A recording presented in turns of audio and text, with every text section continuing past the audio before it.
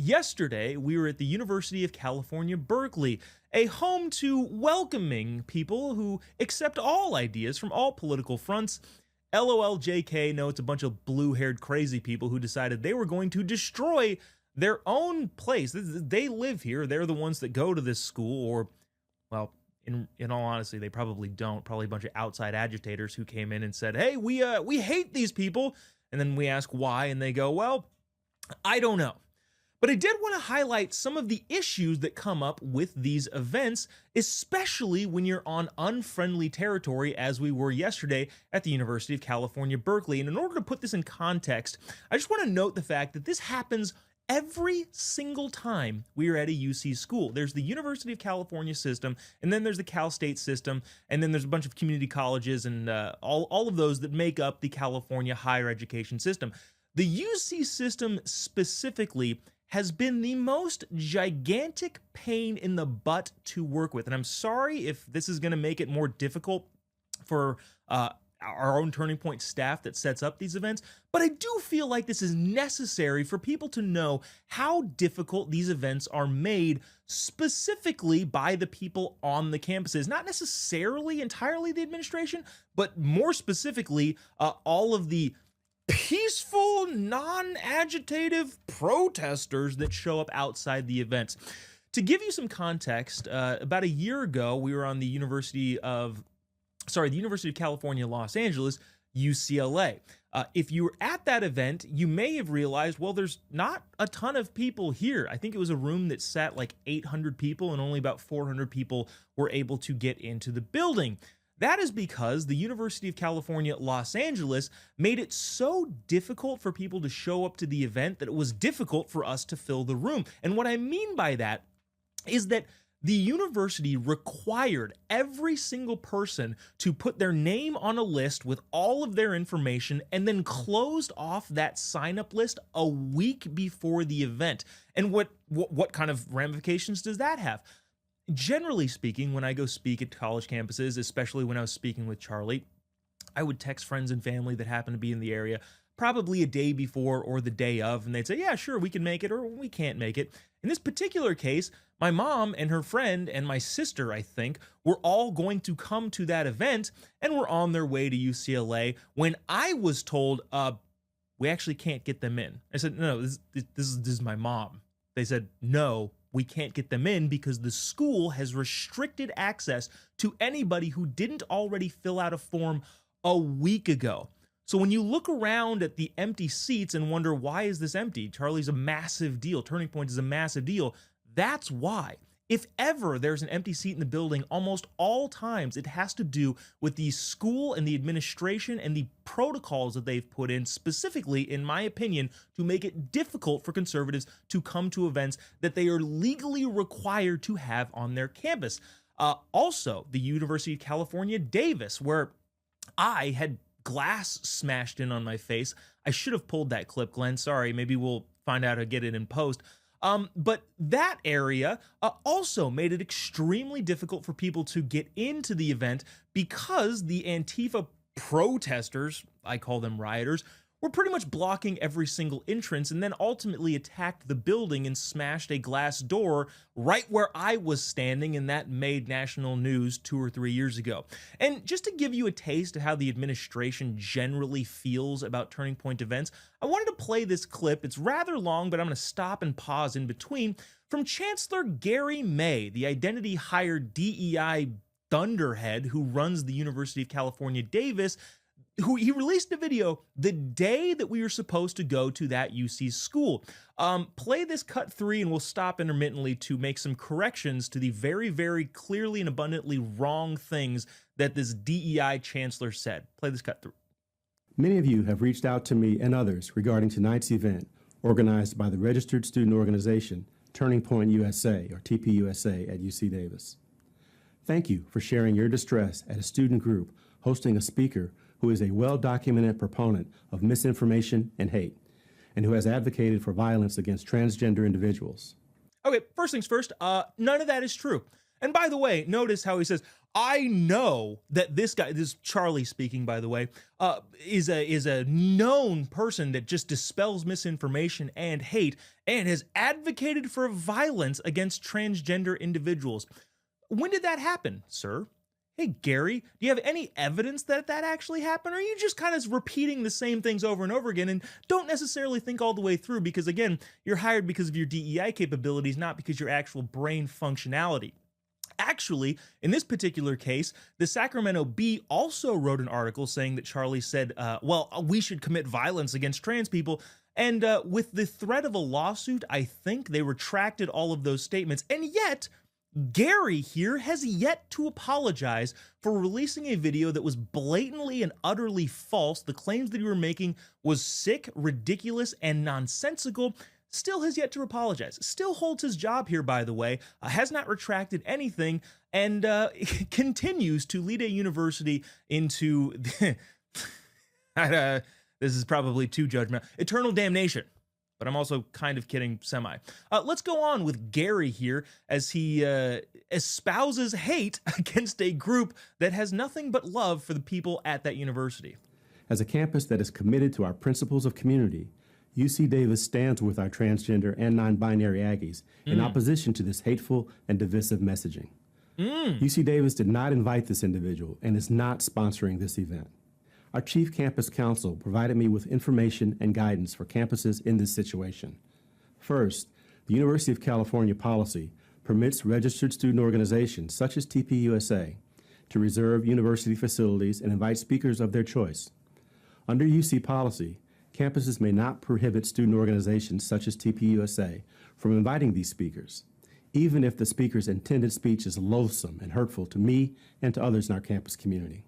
All right, DEI Gary, so let's dig into that a little bit. Instead of saying, hey, all of you people that don't like this person, here are the standards that we uphold at this university. We support free speech, and you know, maybe we agree, maybe we don't agree, but we support free speech, and that is what we are about here at the university. Instead, Gary says, well, hey, we all know how terrible and awful this person is, but we are legally obligated to allow them to host events. I'm not sure if that's the right posture you want to set to budding young individuals who are trying to make it in the world, Gary. Maybe instead of saying, oh yeah, your grievances are totally justified, and don't worry, I hate him too, but I have no other legal recourse here, so we have to let him speak. Maybe instead say, look, you agree or you disagree, that is not the question. We need to uphold a culture of free speech, and that's why they are allowed to do what they are doing. In California specifically, the Free Speech on Campus Act, AB 1571, which was enacted in 2020, reinforces this by requiring campuses to adopt and publicize policies affirming free speech expression and prohibiting content-based restrictions on events. But again, Gary doesn't want to support the culture of free speech. He wants to say, don't worry, kids, I hate this guy too, for no justifiable reason, by the way. And I'm only allowing him to speak because he's specifically required to by law, or I'm required to by law to be able to have him here. Thanks, Gary. I'm not entirely sure how much left of this there is. We'll play it on until I've decided I've had enough with this crackpot. With respect to concerns related to violence, UC policy permits denial of requests if the speaker will present a clear and present danger to the campus. And council notes the policy explicitly states the campus carries a heavy burden in justifying such a denial under these circumstances. Our council also notes that there is a similarly heavy burden for criminal prosecution for incitement of violence. In short, while I abhor the inflammatory speech of this speaker, UC policy permits the student organization to invite the speaker. Please be assured that we are monitoring the event closely to determine if a threat or incitement develops that meets that threshold or violates other campus policies. I understand and share your objections to a speaker whose rhetoric is offensive and clearly intended to shock and provoke. Yeah, okay, Gary, then effectively saying, you know, hey, Turning Point and Charlie might incite violence, but don't worry, we will be on top of that. Hey, Glenn, sorry, I know we haven't queued it up in the live section of this, but maybe we'll throw it in the B-roll. I want to play you this video of me on that campus, kind of just filming the protests from inside, where the people that he's trying to protect from the incitement of violence he's claiming we're going to do actually commit the violence.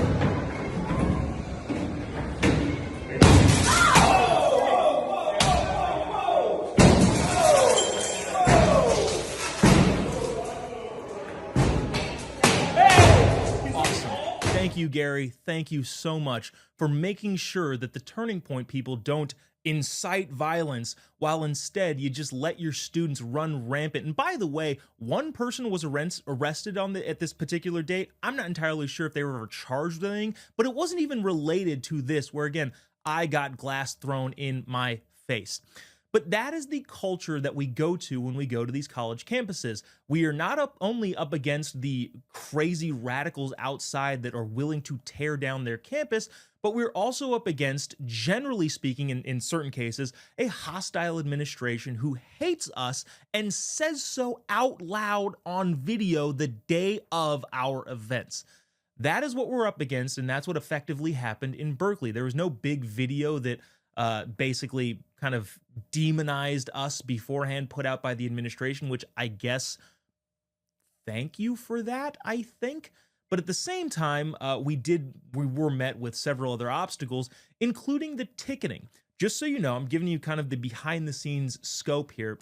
When we do these free events, they're obviously free events, and the venue only holds a certain amount of people. Hopefully, you've never been in the position where you've had to be turned away from a Turning Point event, but unfortunately, it happens a lot because of how popular Turning Point events are. No problem. When the venue is full, it's a first come, first served basis. The venue is full and people have to go elsewhere or are able to watch it on their phones or some other overflow room, depending on the particular event. But not in the case of UC Berkeley. In the case of UC Berkeley, they restricted the tickets limited to exactly the number of seats that were in the theater. Okay, well, what's so bad about that? Well, do you think for a second that the crazy blue-haired libs aren't going to register for the vast majority of those tickets and then not show up? Because what they're doing is then taking the place of someone who actually would have wanted to come to the event, because if yesterday or the day before, or even the day before that, you went onto the website trying to get tickets for yourself, it would have had a big fat sold out, you cannot come into this venue. In other words, all of the libs tried as best they could to register for as many tickets as possible and not show up, which, by the way, what a chicken-ass way to live your life. If you disagree with someone, go to the event.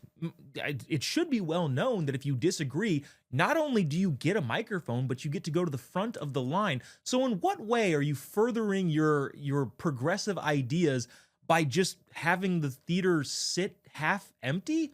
What is that actually doing? But again, these are all of the things that we have to deal with when we go to these campuses. And I'm realizing halfway through this, I'm actually pretty fired up about this, because it's so maddening to see an event that, honestly, it was fantastic. The events team and the productions team that puts on the event does a fantastic job. My only gripe is the fact that not enough people were able to get in because of the ticket fakery that the university and the school kids pulled on us, and the fact that rioters were effectively blocking all of the entrances. There was a couple scary moments outside. I'm sure you've seen it. I'm sure you're watching it on the B-roll right now. But at the end of the day, those two components are huge hindrances to people coming inside and seeing the truth. And to get to the main point here, you only do this sort of thing if your ideas are so bad that you can't argue them in good faith. Your ideas are so bad that you have to resort effectively to a heckler's veto, because that's the only recourse you have. Because like I said, your ideas and your ideology are horrible. Now, to get into some of the coverage of how this all panned out at the University of Berkeley yesterday, not all of it was terrible. The College Fix actually wrote something rather nice. They said, and I'm pulling clips that reference me because it was, I don't want to bury the lead here, it was myself, Frank Turek, and Rob Schneider yesterday at the event. The event kicked off, this is from the College Fix, with Turning Point contributor Jobob, who congratulated the audience for making it into the auditorium. Then they do a nice quote of me saying, hey, I'm so glad that you're here. And I genuinely was. If you watched last night, I was genuinely glad that all the people that did make it in were able to make it in. Some of the news outlets were not nearly as charitable and nice, and I'll get to the part about me, which I think you'll find hilarious. But the Daily Californian, I'm going to read a lot of this because it's worth noting. Hundreds of protesters and police officers armed in riot gear clashed in a series of tense confrontations and arrests on UC Berkeley's campus yesterday during the Turning Point USA, TPUSA's final stop on the national tour Monday night. 5 individuals were arrested in relation to various altercations with police and protesters, in addition to 4 students who were arrested early Monday morning for an anti-TPUSA art installation in the plaza. In other words, of all of this violence that you're seeing on the screen, of all of these smoke grenades, of all of the chaos, of all of the shoving, of all of the throwing the bike racks at the cops, speeding through the streets, 5 individuals were arrested, and I think they were because of individual fights.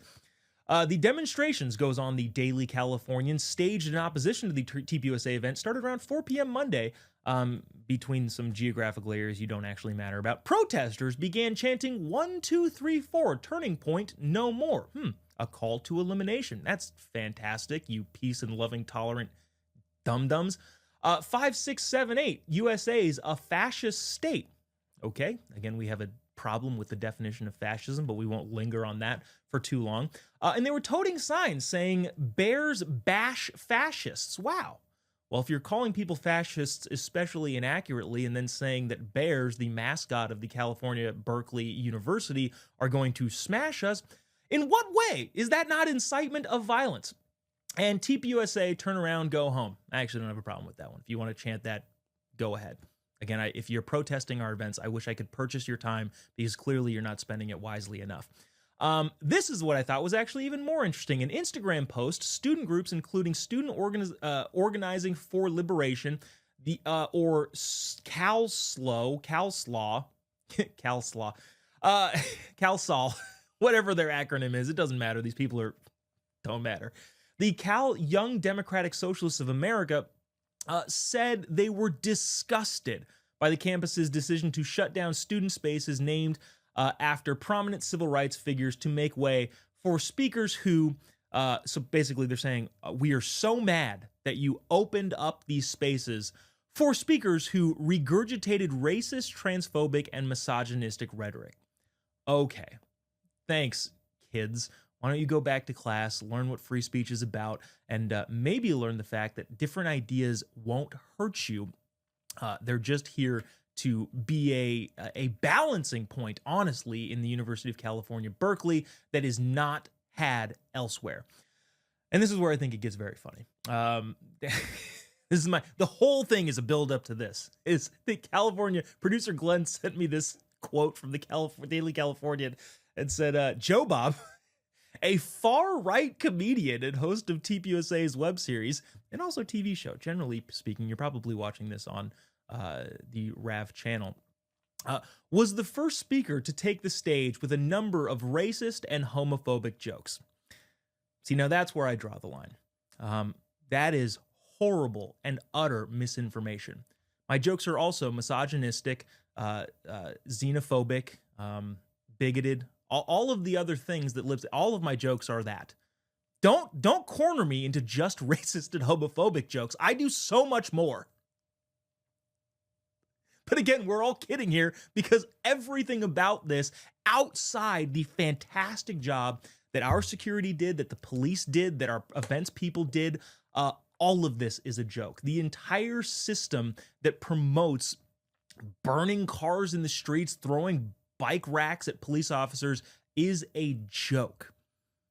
And honestly, that's why we need to keep going. I mentioned yesterday in the speech that the reason I love coming to the Bay Area is because the Bay Area is gorgeous. The Bay Area is beautiful. The only problem is the libs that have ruined the entire area. I think the Northern California area, the Bay Area specifically, is not proof that liberalism doesn't work. It's actually proof that liberalism is working exactly by design to tear down Western civilization and start from scratch and become a more Marxist society. This is exactly what it was intended to do. It was exactly intended to disallow any sort of speech that you don't agree with, be so tolerant that you're tolerant of anything except for disagreement. Especially in a place that has banned plastic straws but not fentanyl.